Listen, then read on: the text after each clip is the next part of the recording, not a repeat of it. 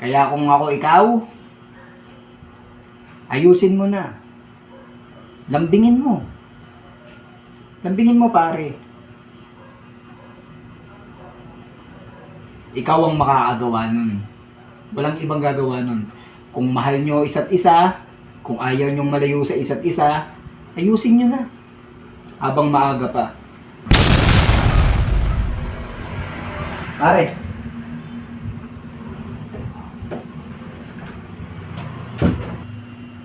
Oh, napasyal ka. Nandyan ba, misis mo? Wala akong kasama. Opo ka muna, pre. Kumain ka na? Kain muna tayo. Makain ako, timing naman yung dating mo. Wait lang, pre. Busin ko lang to.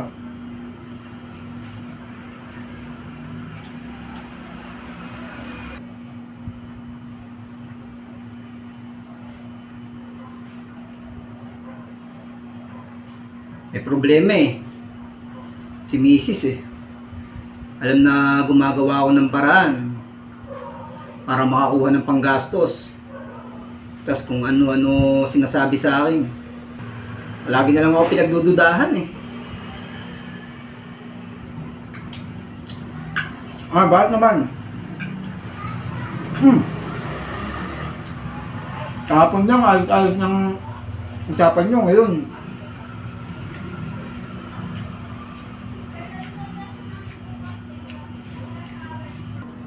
Alam mo masakit pare kasi pinag-iisipan ako ng kung ano-ano.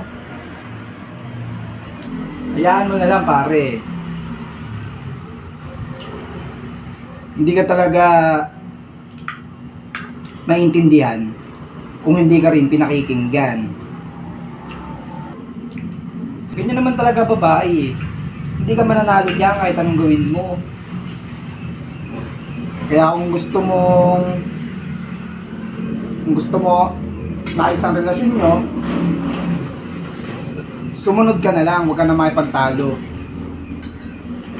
Kasi wala namang mangyayari kung makipagtalo ka eh. Mauuwi lang sa wala. Ayos-ayos ng usapan natin kahapon. Tapos ngayon, ganyan na yung mababalitaan ko sa inyo. Kakasawa na pare. Kasi kahit anong paliwanag ko, baliwala eh. Ganyan naman talaga babae eh. Hindi ka mananalo diyan kahit anong gawin mo. Lumayo ka na lang pare. Huwag nyo nang pahabain. Ikaw na lang umiwas.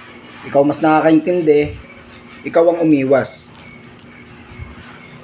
Kasi kung sasabat ka, kung papatol ka sa ganyang sitwasyon, para saan pa? 'Di ba? Para saan? Alam mo pare, lagi mo isipin, lilipas din 'yun. Lilipas din 'yun. Kaya haba-habaan nyo pang unawa. Wala pare. Hindi na ako makapagtimpi. Konting-konti na lang babasagin ko talaga pagmumukha niyan. Konting-konti na lang babasagin ko talaga pagmumukha niyan. Yan ang wag na wag mong gagawin pare. Wag na wag ka mananakit ng babae. Pare, hindi na lalaki tingin ko sa iyo pag nanakit ka ng babae. Yan ang wag na wag mong gagawin pare. Wag na wag ka mananakit ng babae.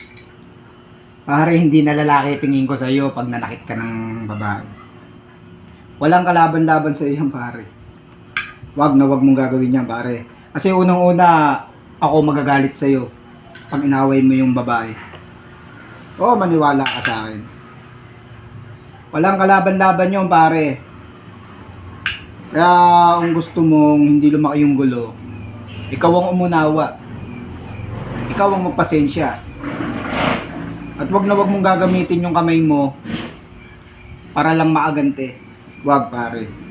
Walang idudulit ng mabuti sa atin niya.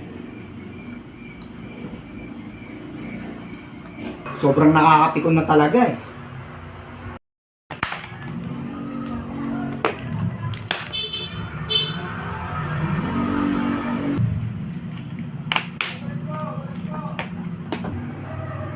Di ko alam pare.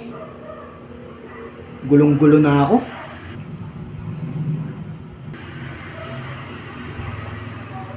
Ganito na nga sitwasyon namin. Papasakan pa ng kung ano-ano.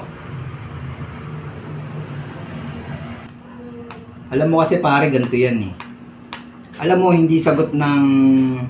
Hindi makakatulong sa pag-ayos ng gusot kung dudugtungan mo pa ng isa pang problema.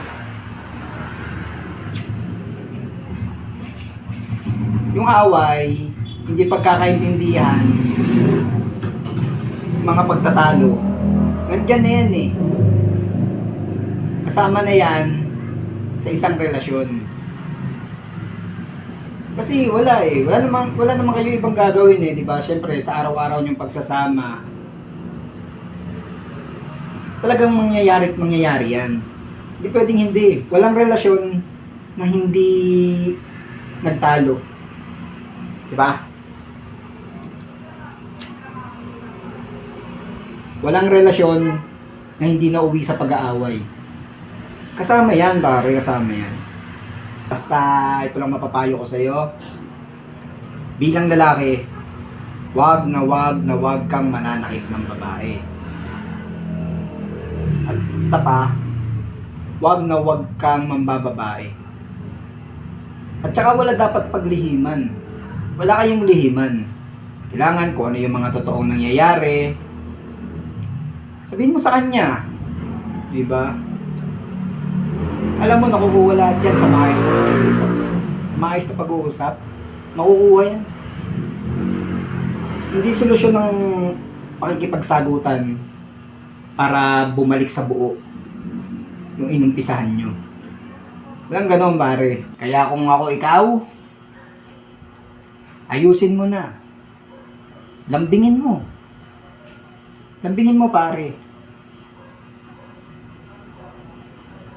Ikaw ang makakagawa nun.